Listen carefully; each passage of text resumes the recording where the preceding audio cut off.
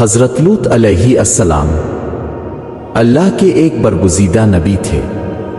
اب حضرت ابراہیم کے دور زمانہ میں اہل صدوم کی رہنمائی کے لیے نبوت کے منصب پر فائز ہوئے۔ صدوم کے آس پاس 5 نہایت ہی خوبصورت شہرآباد تھے۔ یہ علاقے نہایت ہی سرسبز و شاداب اور قدرت کی فیاضی کا حسین شاہکار تھا۔ یہاں باغات کی کثرت تھی، لہلہاتی کھیتیاں یہاں کی ضروریات سے کہیں زیادہ تھیں۔ اردون، شام اور اسرائیل کے درمیان بسا ہوا یہ علاقہ نہایت ہی زرخیز تھا۔ یہی وجہ تھی کہ آس پاس کے بستیوں کے لوگ بھی اپنی معاشی اور غذائی ضروریات کو پورا کرنے کے لیے ان بستیوں کی طرف آتے تھے، مگر یہ بات صدوم کے لوگوں کو بالکل بھی پسند نہ تھی۔ ان کے خیال میں ان کی بستیوں میں پیدا ہونے والے پھلوں، اناجوں اور سبزیوں پر صرف ان کا ہی حق تھا۔ وہ نہیں چاہتے تھے کہ دوسری بستیوں کے لوگ ان کے علاقے میں آئیں۔ شیطان کا ورغلانہ۔ ایک دن صدوم کے لوگ اس بات پر غور و فکر کر رہے تھے کہ باہر سے آنے والے لوگوں کو یہاں آنے سے آخر کیسے روکا جائے، کہ ابلیس ایک بزرگ کی شکل میں ان کے محفل میں آیا اور کہا، اگر تم ان سے پیچھا چھڑانا چاہتے ہو تو میرے کہنے پر عمل کرو۔ ابلیس نے کہا کہ اگر تم ان بستیوں کے لوگوں سے نجات چاہتے ہو جو تمہاری بستی میں آ جاتے ہیں، تو ایسا کرو کہ جب بھی کوئی شخص تمہارے علاقے میں آئے تو تم لوگ زبردستی اس کے ساتھ اپنی خواہش پوری کرو۔ اس طرح یہ لوگ اس بستی میں آنا چھوڑ دیں گے۔ پھر اہل صدوم نے اس فعل بد کو اپنا پیشہ بنا لیا۔ اپنی نفسانی خواہشات کے لیے مردوں سے بدفعلی اس قوم کا دستور بن گیا تھا۔ یہاں بے حیائی عام ہو گئی تھی۔ حکمراں سردار راؤ سے ہر طبقے میں گھر گھر یہ عمل پھیل گیا۔ بھری محفل میں یہ لوگ اس فحاشی کے کام کو کر کے خوش ہوتے تھے۔ تلمود میں لکھا ہے کہ اہل صدوم اپنی روزمرہ کی زندگی میں سخت ظالم، دھوکے باز اور بدمعاملہ تھے۔ کوئی مسافر ان کے علاقے سے باخیریت نہ گزر سکتا تھا، کوئی غریب ان کی بستیوں سے روٹی کا ایک ٹکڑا نہ پا سکتا تھا۔ بارہا ایسا ہوتا تھا کہ باہر کا آدمی ان کے علاقے میں پہنچ کر فاقوں سے مر جاتا اور یہ اس کے کپڑے اتار کر اس کی لاش کو برہنہ دفن کر دیتے۔ توحید کی دعوت۔ حضرت لوط علیہ السلام نے انہیں توحید کی دعوت دی اور بدکاری کے اس گھناؤنے عمل سے توبہ کرنے کا حکم دیا۔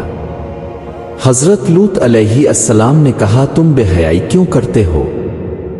کیا تم عورتوں کو چھوڑ کر لذت حاصل کرنے کے لیے مرد کی طرف مائل ہوتے ہو؟ حقیقت یہ ہے کہ تم احمق لوگ ہو۔ حضرت لوط اہل صدوم کو دن رات واعظ و نصیحت کیا کرتے، لیکن قوم لوط پر اس کا کوئی اثر نہ ہوتا، بلکہ وہ بہت فخریہ انداز میں یہ کام کرتے تھے۔ انہیں حضرت لوط علیہ السلام کا سمجھانا بھی برا لگتا تھا، لہذا انہوں نے صاف صاف کہہ دیا کہ اگر تم ہمیں اسی طرح برا کہتے رہے اور ہمارے کاموں میں مداخلت کرتے رہے تو ہم تمہیں اپنے شہر سے نکال دیں گے۔ حضرت لوط علیہ السلام نے نصیحت و تبلیغ کا سلسلہ جاری رکھا۔ عذاب الہی کا مطالبہ۔ لہذا ایک دن اہل صدوم نے خود ہی عذاب الہی کا مطالبہ کر دیا۔ اللہ تعالیٰ نے اب تک ان کے اس بدترین فحاشی اور بدکاری کو ڈھیل دے رکھی تھی، لیکن جب انہوں نے حضرت لوط علیہ السلام سے ایک دن کہا کہ اگر تم سچے ہو تو ہم پر عذاب لے آؤ، لہذا ان پر عذاب الہی کا فیصلہ ہو گیا۔ اللہ نے اپنے خاص فرشتوں کو دنیا کی طرف روانہ کر دیا۔ پھر یہ فرشتے حضرت لوط علیہ السلام کے گھر تشریف لے آئے۔ حضرت لوط علیہ السلام نے جب ان خوبصورت نوعمر لڑکوں کو دیکھا تو سخت گھبراہٹ اور پریشانی میں مبتلا ہو گئے۔ انہیں یہ خطرہ محسوس ہوا کہ اگر ان کی قوم کے لوگوں نے انہیں دیکھ لیا تو نہ جانے وہ ان کے ساتھ کیا سلوک کریں گے۔ حضرت لوط علیہ السلام کی بیوی کا نام والا تھا۔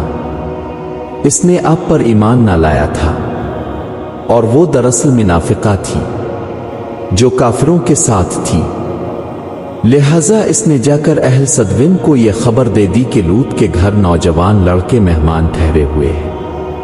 یہ سن کر بستی والے دوڑتے ہوئے حضرت لوط علیہ السلام کے گھر پہنچے۔ حضرت لوط علیہ السلام نے کہا، اے قوم، یہ جو میری قوم کی لڑکیاں ہیں یہ تمہارے لیے جائز اور پاک ہے۔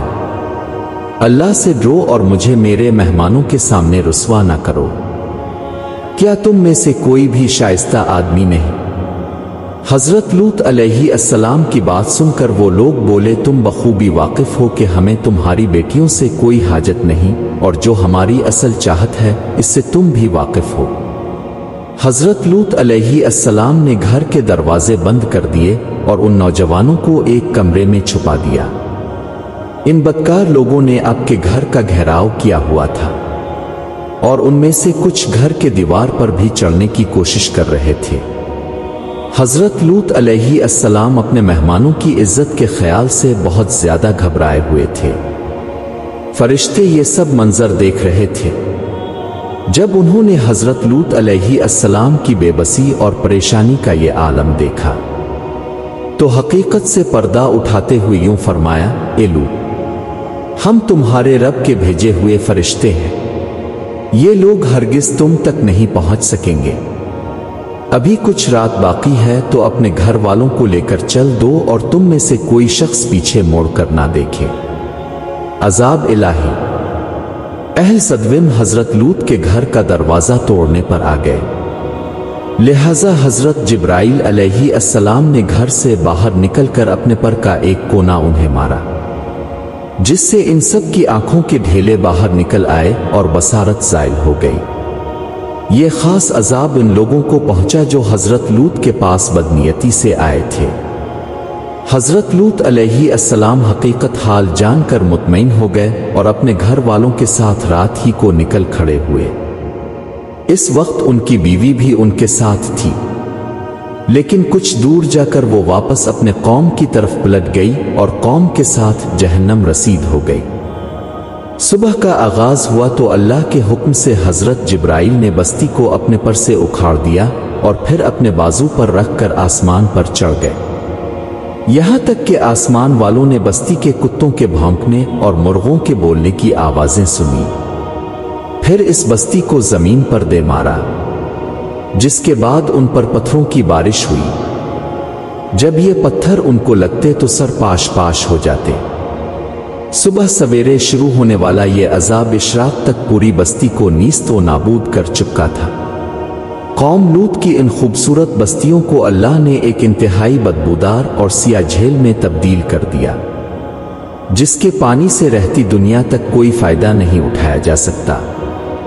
سمندر کے اس خاص حصے میں کوئی جاندار مچھلی، مینڈک وغیرہ زندہ نہیں رہ سکتے، اس لیے اسے ڈیڈ سی یعنی بحریہ مردار کہا جاتا ہے، جو اسرائیل اور اردن کے درمیان واقع ہے۔